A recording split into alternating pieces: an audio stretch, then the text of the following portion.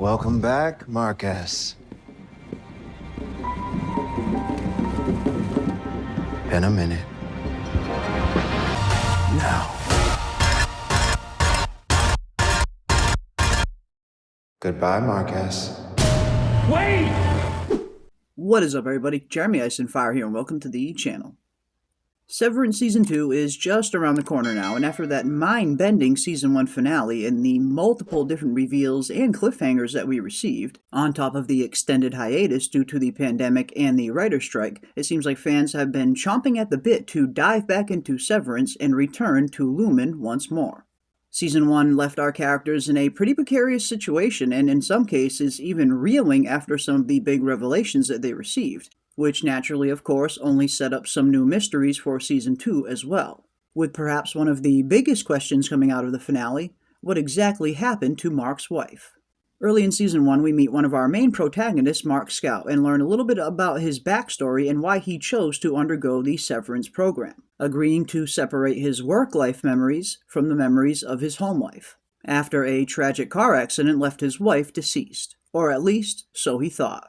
As we learn towards the end of Season 1 that his wife may potentially still be alive and also severed, working in the very same building as him, as we meet Miss Casey, the corporate wellness supervisor of sorts. And if nothing else, this gives us a profound insight into some of the deep-seated pain that Mark has been dealing with since the passing of his wife, where he has essentially chosen to sever almost half of his life in order to forget the pain of her absence just for a little bit each day. Which I suppose is understandable in a sense. After all, the grief and trauma that comes along with a loss like that must be incredibly profound, and certainly something I never want to experience myself. And then, of course, there's the question of the morality of being severed in and of itself, which is another main focal point of the show in Season 1, where a decent portion of the country is very much against severance, and has even been outlawed in certain states, with many referring to it as a form of indentured servitude, and in a sense it sort of is.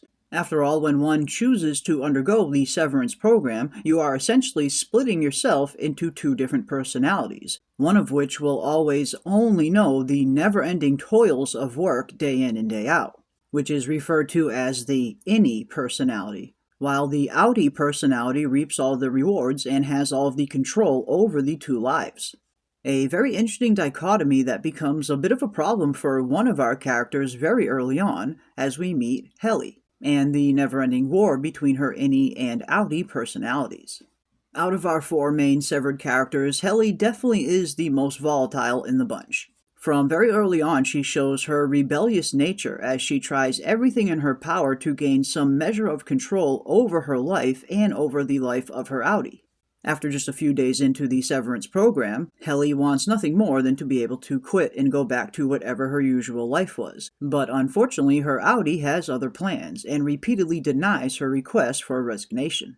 And even when Heli goes so far as to threaten to cut off 4 of her own fingers if she does not get the resignation she seeks, her Outie still is yet to budge. Which, of course, we find out exactly why that is later on in the season, as it turns out that Heli is no mere average severed employee. In fact, she is actually the daughter of the CEO of Lumen Industries, and how she has agreed to undergo the Severance program as a massive PR stunt in a sense, in an attempt to sway the public's perception about Severance, as it is still a wildly unpopular procedure in many parts of the country, and Lumen Industries certainly has a goal to get as many people severed as possible. A goal that we hear straight from the mouth of the CEO of Lumen Industries himself, James Egan, at the end of Season 1, who just happens to be Heli's father. And then, of course, the third member of the severed ensemble, we have Irving, played by the brilliant John Turturro. And Irving is one of my personal favorite characters on the show, as he is a perfect example of what Lumen Industries can do to somebody after being severed for so long, and the blind loyalty that he shows to the company, at least at first. Irving is the senior-most member of the 4-person team and has been severed for multiple years up until this point, and has really lived his entire work life by the book. At least, of course, until he meets Bert G., played by the incredible Christopher Walken. Bert G., of course, is another severed employee working at Lumen in a different department from our macro data refinement team, and the head of the optics and engineering portion of Lumen. And through their storyline, we get perhaps our most profound look at some of the darkest aspects of the Severance program, in particular when it comes to retirement. When one chooses to get severed, they are essentially creating two different personalities within the same body, one of which gets to go home and enjoy all of the benefits of being severed and not having to remember work, while the other only remembers life inside the office, which unfortunately means when the Outie portion of the severed chooses to retire, the Innie portion essentially dies, as once they leave work and never return, they will simply never be activated again. And this heartbreaking reality comes to the realization of both Irving and Bert G when Bert has his retirement party at Lumen during his final day, as both come to the realization that this will be the final time they ever see each other. And aspects of Severance like this is exactly why it has been met with so much scorn from the public. In a sense, they're creating free labor with an incredibly short lifespan who one day will simply never wake up again. And of course will also never be able to reap the rewards of the work they do on a day-to-day basis, which to them feels like an eternity. And this profound realization from Irving, knowing that this will be the last time that he ever sees Bert G, is the one thing that finally starts to wake him up and get him to realize that Lumen may not be the revered company that he once believed, stirring a similar rebellious nature in him that Heli has been feeling ever since the beginning, which is something that Irving's Outie might have already been feeling, as we finally get a glimpse of what his home life looks like, and it appears that he has been researching Lumen Industries and severed employees and gathering intel, maybe in an effort to strike a blow against the severed program. And I suppose it's even possible that he could be working with the same people that reintegrated Petey, a once former severed employee that used to work with them but now remembers both halves of his life as the severance program was reversed for him. And part of me would not be surprised if Irving is in some capacity working with these very same people. After all, Irving is one of the few severed characters who seems to be remembering bits and pieces of his Innie's life, as he has been drawing non-stop over and over again the same elevator within Lumen Industries. Could it potentially be, since Irving has been severed for far longer than everybody else, that parts of his lives are bleeding over into one another? And could his very own brain chemistry at some point be the catalyst that unlocks a much safer version of the reintegration process and undoes the severance program?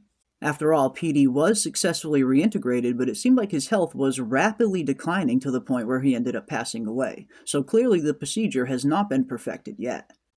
But last, and certainly not least on our four-person severed team, we have Dylan. Now, very little is known about Dylan's home life and why he chose to become severed in the first place, but towards the end of Season 1, we do eventually learn that he does indeed have a son, and potentially multiple other children. For the majority of the first season, Dylan definitely fills the role of the class clown in the office, until finally learning that he has something far more serious to live for.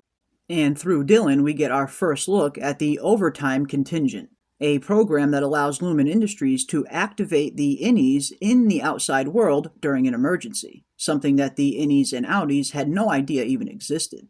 Dylan, of course, hides a form of contraband in one of the bathroom stalls, prompting Milchick to activate his Innie in the outside world, where he seemed to be playing hide-and-go-seek with his son when his son stumbled into the closet while the Innie was still activated, alerting Dylan that he does indeed have a son that he never knew about.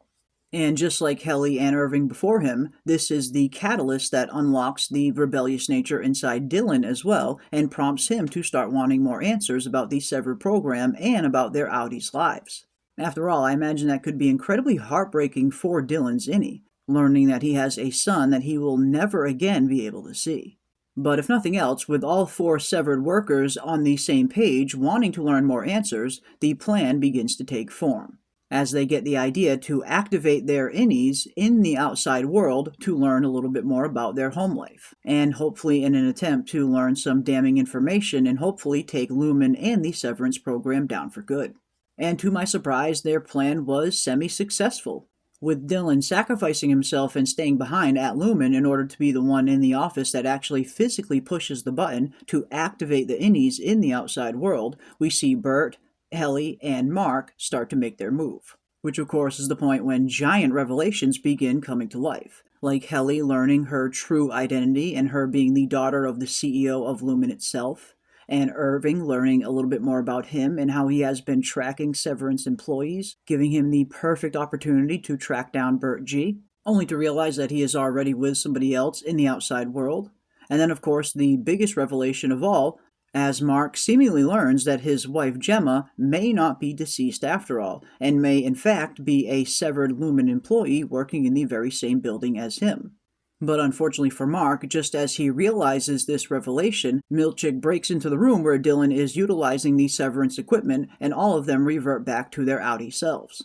Which of course leaves massive cliffhangers all over the show in terms of how Lumen will respond to this rebellion, and what punishment will be in store for our characters, along with the tons of other mysteries and questions that Season 1 sets up and has yet to answer. Like, what exactly are they really working on? What are the goats for? How many different departments are there? And what exactly is the painting, the grim barbarity of optics and design, really depicting? And was there actually an interdepartmental massacre at some point in Lumen's history? One thing's for sure, this show definitely tends to weave in a mystery box nature as well as I've ever seen before. On top of the incredibly rare mix of a phenomenal cast, really genuinely good writing, intriguing concepts, and really good set design. The world of Severance does feel incredibly immersive, and it certainly paints a very intriguing insight into the world of corporate America and what it might be like to work there on a day-to-day basis. And now, with Severance 2 just around the corner now, we are finally set to get back to Lumen Industries and hopefully dive deeper and get some definitive answers. We, of course, will be covering every episode here on the channel with weekly reviews and live streams diving deep into every single aspect of Lumen and Severance. So if you enjoyed this content, don't forget to leave a like on your way out and consider subscribing to stay up to date on all of our upcoming videos. And as always, keep those tinfoil hats on, folks, and I will see you on the next one.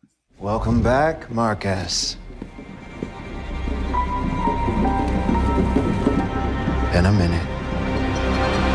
The work will be remembered as one of the greatest moments of this planet.